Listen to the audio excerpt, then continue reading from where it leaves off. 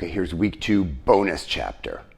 There's a little bit of thinking about power sources that I thought would be really useful before we get into the Industrial Revolution. And also, I just have some weird stuff to show you. This is not academic, this is not scholarly, this is not supported by research.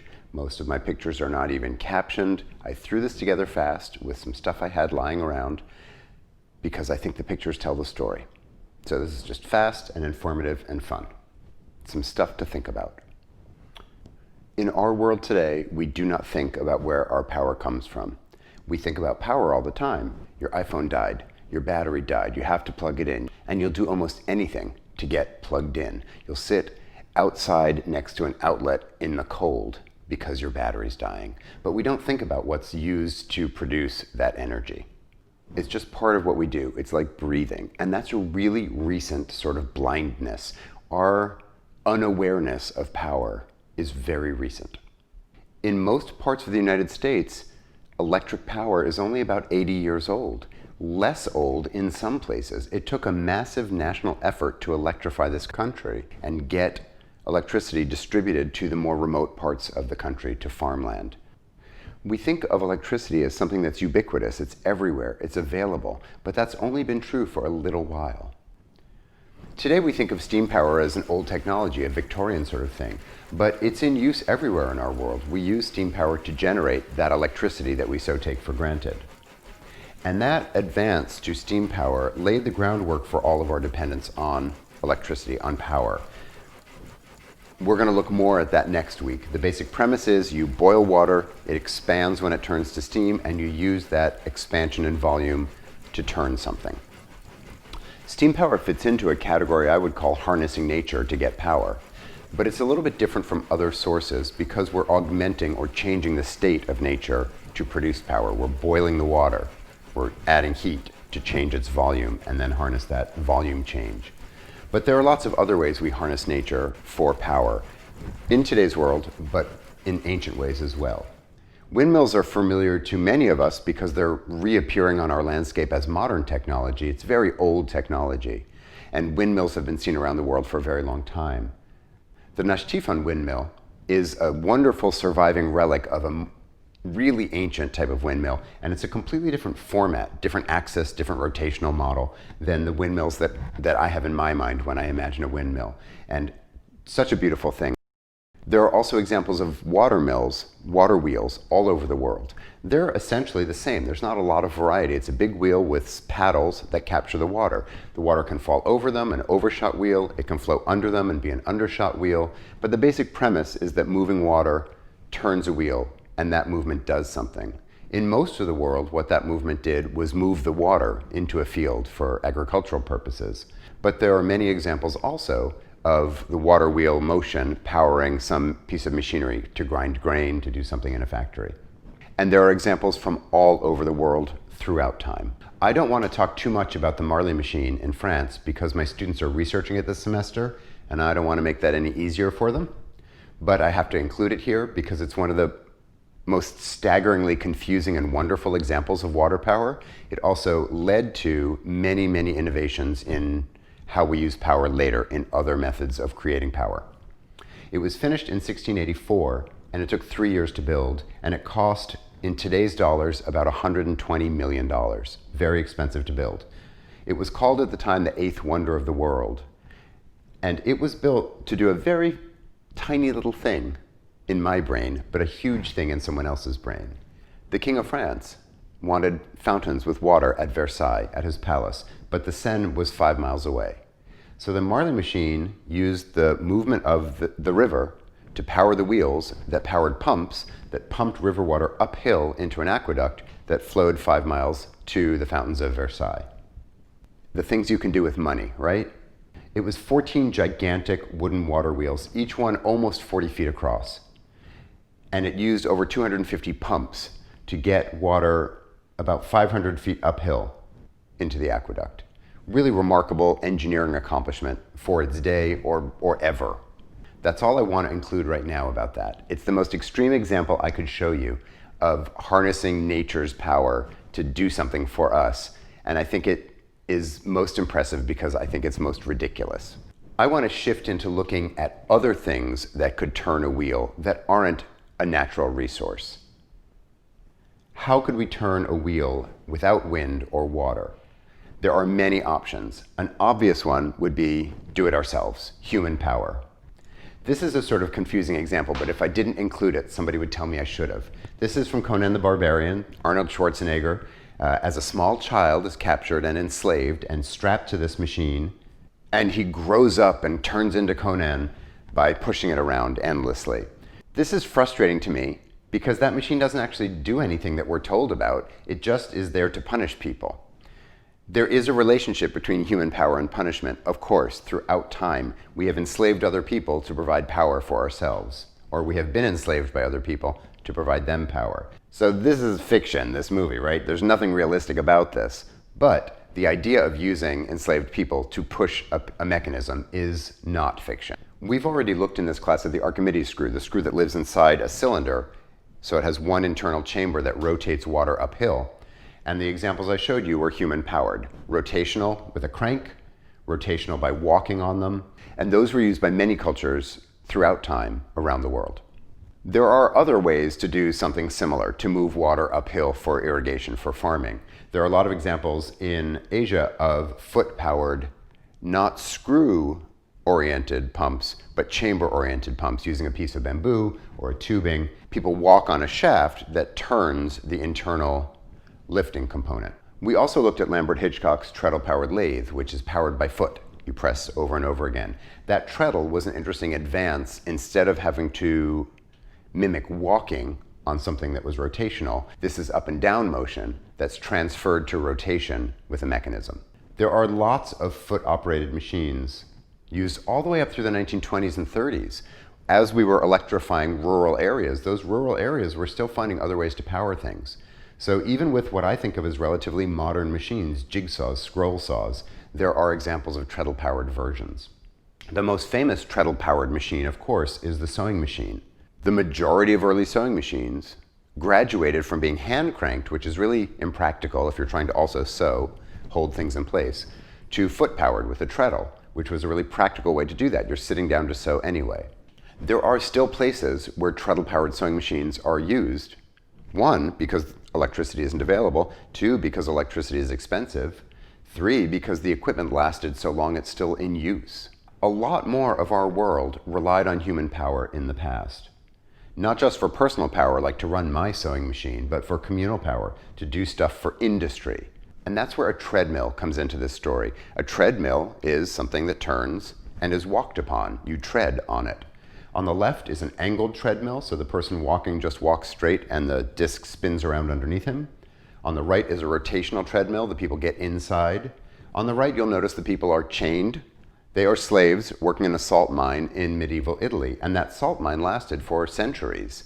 The mining of salt was a huge industry in our world for centuries, and the labor it took to mine that salt is a big part of this early power story. Obviously, this is not a fun job. You think it would be fun to get inside a big treadmill, or in this case, to stand outside it and use your feet to turn it from the outside, and it would be fun for 5 minutes. But if this was your job all day long, it would tip into punishment, right? And it was usually the marginalized who were willing to take these jobs, or the enslaved who were forced to take them. There's a clear path also from this labor to punishment. You can understand why the use of criminals in prisons would be applied to treadmill power. There's a long history of treadmills in prisons. The first recorded mechanical advance in this was introduced by William Cubitt, an English engineer who dreamed up the treadmill that used prisoners to grind corn. His treadmill was put in use in 1818, and it fit 24 prisoners. And they would work the length of this 24-person treadmill. They'd move down it and then get off. So there's a constant supply of new prisoners getting on. That gave them rest time, but it can't have been a nice experience. The most famous example of the toll a prison treadmill took on a person's body would be Oscar Wilde. He was imprisoned in 1895 and sentenced to hard labor. He worked a treadmill. He fell off a number of times, struck his head. It almost killed him in prison, but then it certainly contributed to his death only 2 years after he got out of prison. So this was really hard work. At first, prison treadmills were attached to a machine to grind corn, to grind grain. But eventually, they were decoupled from any equipment, and it was just a treadmill for punishment. There's a really long history of this idea of human-powered equipment. All of the medieval castles that were built with huge stones lifted way up high were created with the use of rotational human-powered cranes.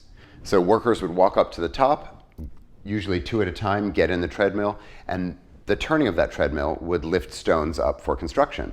It's a pretty rudimentary system. It's a rotational cage, essentially, and the axle of that cage winds the rope, the lifting rope, around it. So there's no reducing gear, there's no ratio change. It lifted that stone slowly. So there's lots and lots of walking for every stone lifted up. I'm only showing you images of rotational human-powered cranes from medieval Europe because that's what I could find, but I believe this technology was used around the world. On the bottom is an example of a rotational crane being used in France today to build a medieval castle in our world. And on the right is a surviving wheel-powered crane in Gdansk, in what is now Poland, that was used not to build castles, not to lift stones up, but to remove cargo from ships. So it's right out on the water. If you think about how many centuries we were walking to power our world, it becomes even more ridiculous and to me kind of unfathomable to think that what we do now is use electricity to power a machine on which we can row or walk or run so that we lose weight and stay active. Like, what's wrong with us? It would be natural to try and look for replacements for human power. And of course, what we turned to was animals. As we domesticated more and more animals, we found lots of ways to use them. So of course, we know that we used horses, donkeys, camels, elephants to transport stuff for us. There are many accounts of that. But we also started attaching animals to wheels to get stuff places for us. This is my favorite example, Josephine Baker driving around with her ostrich power. The animals most frequently used for rotational power were oxen and donkeys because of their strength.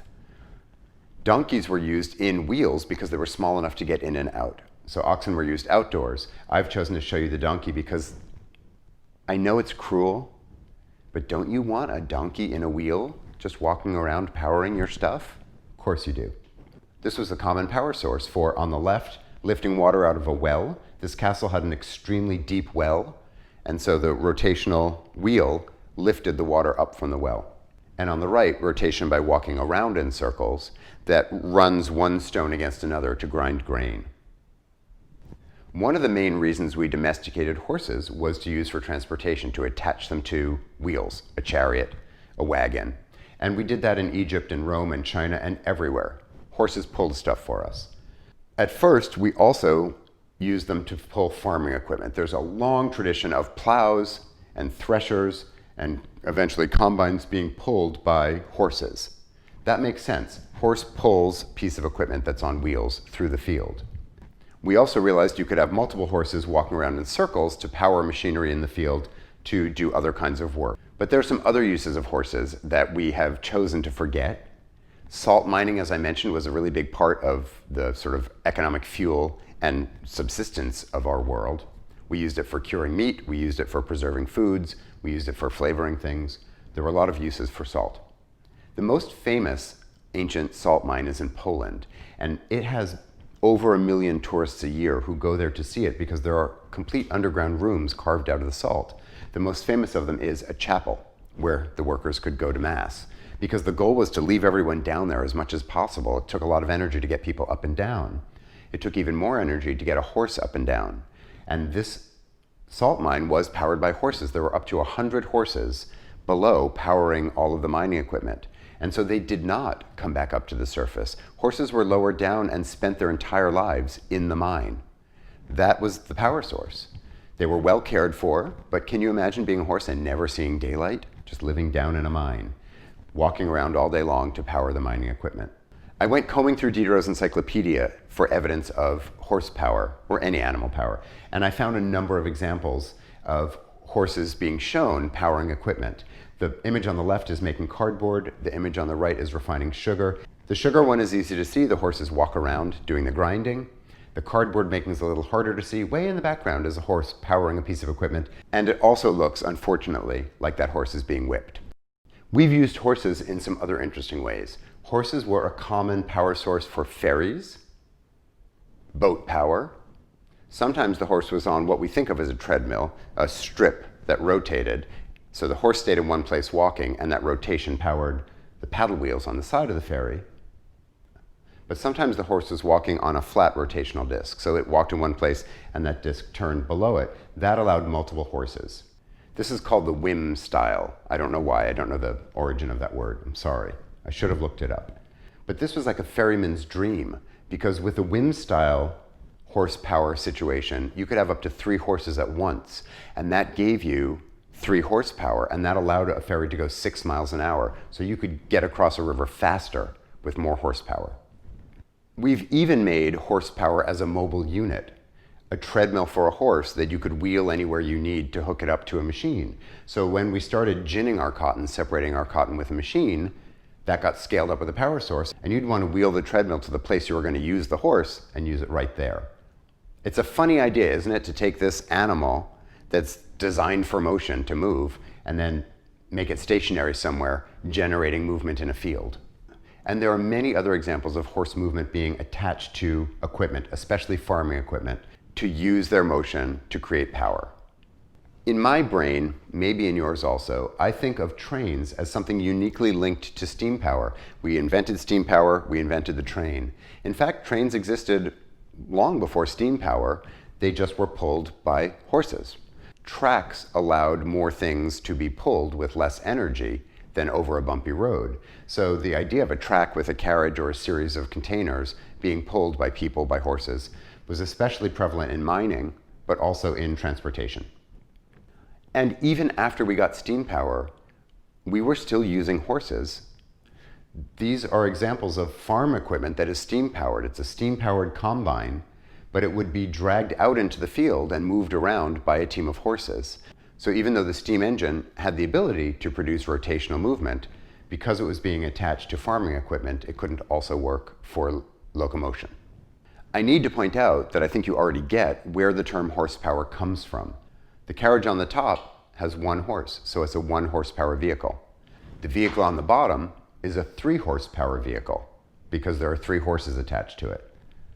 When we started to make engines that worked in different ways, we communicated their power by using the horse equivalent. The world understood what horsepower meant based on 1 horse, 2 horse. So it was an obvious equation to employ when talking about a motor that didn't use a natural power source. We have completely forgotten that. So now we only think of horsepower as what's under the hood in a car. It is still that same equation. It relates back to the equivalent amount of energy you could get from a horse. The de chevaux, one of the most famous cars ever made, has chevaux in the name because that's horse. For any of my students here in Providence, or anyone who knows Providence, Rhode Island, this is an image that should seem sort of familiar. In the background is the Baptist Church on Main Street, and in the foreground is the Gorham Manufacturing Company. Those buildings are not there anymore, but the building that replaced them is part of our school campus. Gorham converted to steam pretty early, but before that, they powered their factory with a horse. So somewhere in this complex of buildings was a horse room where a horse walked around in a circle and powered the equipment in that factory. And every time I walk past the grass garden along the river, I say hello to old Dick, who I imagine in some spirit world is still in there walking in circles all day long. Brace yourself, because the story's going to get a little bit weird here. For centuries, cooking meat was really difficult to accomplish. You couldn't use your convection oven to make sure it stayed succulent and moist while being beautifully crisp on the outside. Can you tell I've been watching MasterChef? For centuries, we cooked meat over an open fire, and that required a lot of effort, because if you just park the meat over the fire, you'll burn it on the bottom and leave it raw on top. You need to rotate that meat constantly, slowly, for the entire cooking period so that you get it cooked evenly and you don't dry it out too much in one place. That effort of rotating the spit was a major focus of household labor. It was a job usually given to children because what else are you going to do with them? We didn't have school to go to. So stand there and turn this spit for the next 4 hours. Unfortunately, standing that close to the fire also led to lots of problems. It was extremely hot. So often there was a wet bale of hay between the fire and the worker to diffuse that heat while they turned the spit for hours and hours. It's pretty easy to understand why people were casting about for a better method of rotating meat than this. And I know this seems like a tiny little funny detail, but for me that's the beauty of object history. So much of our life involved eating. The equipment we used to prepare that food really made a difference in how we lived our daily lives. Eventually, we figured out a mechanical solution. Use clockworks, wound springs, weights as pulleys to turn gears to create steady, regular motion. So you just have to walk by and wind it up or reset the weights, and it will turn automatically until your food is cooked. That was the birth of something we called the spit jack, a mechanical jack that rotates the spit. And there are lots of kinds. There are ones that are mounted on the wall with weights, like a cuckoo clock. There are rotational ones. There are some that were built into the chimney that used the escaping smoke to turn, so using a kind of wind power. But before we figured out the mechanism, which was quite complicated, right? It wasn't until 1795 that the first mechanical spit jack appeared, because we needed to understand clockmaking and gear making and all of the other things involved in making these compact, complicated mechanisms. So for centuries, until we figured that out, after child cranking behind a wet bale of hay, before automatic mechanism, there was a long chapter of another power source. The Turnspit Dog, and I feel like I need to pause for a moment so you can gasp or catch your breath or laugh or wonder why I didn't offer a trigger warning before showing you an image of a stuffed dog, which comes from a Victorian museum in England and is the only photographic picture of a Turnspit dog I've ever seen. It seems like a ridiculous thing, but in Tudor England, this was the best way to get your meat cooked without having to turn the crank yourself. The dog was bred to be small, to fit inside the rotational cage, to be long so that its feet were far apart and could maximize motion, to have a flexible spine, right? Everything about the shape of this dog was bred and created so that the dog could run inside a cage for as long as possible. You won't like hearing this, but the way people would keep the dog running all day was not offering a little chewy bone, but throwing hot coals in behind it. So to get away from the coal, the dog would run. We're not good human beings. I mean, we might be doing our best, but it's not always great. So anyway, we got our meat cooked. Also, on their day off, on Sunday, church day, they were taken to church and used as foot warmers because churches weren't heated at the time. So the life of the turnspit was quite rough. It led very directly in 1850 to the founding of the Society for the Prevention of Cruelty to Animals. So we don't have turnspit dogs anymore. The breed has disappeared because the work we created them for has disappeared. But their shadow is cast in our world today because they were part of helping us realize that we should be kinder, not only to each other, but perhaps to lesser creatures also. In case you think that using dogs for power stopped in Victorian England, you're wrong. Nicholas Potter patented something he called the Enterprise Dog Power. It was a treadmill in 1881, and it was designed to attach to a butter churn.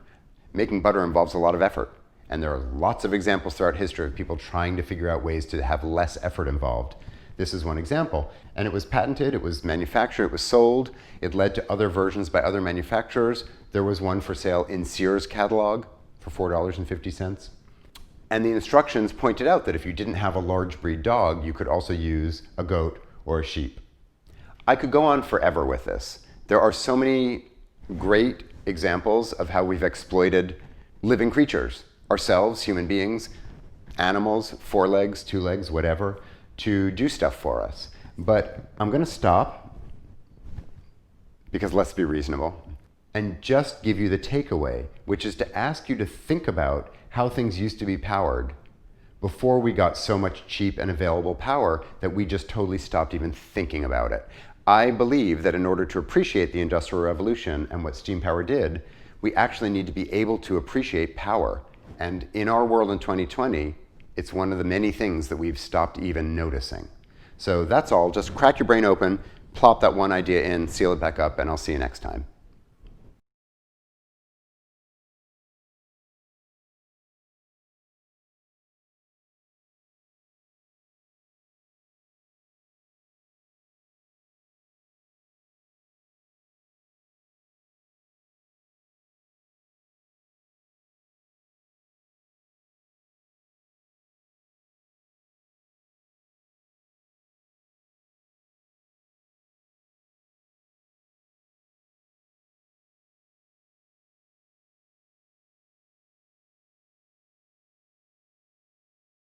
Something's gone wrong with my... No. No. I can't advance the slide. Come on. Why? Where did you go? And we put the tape over this, and we carefully put it in the pocket so nothing changes. And okay.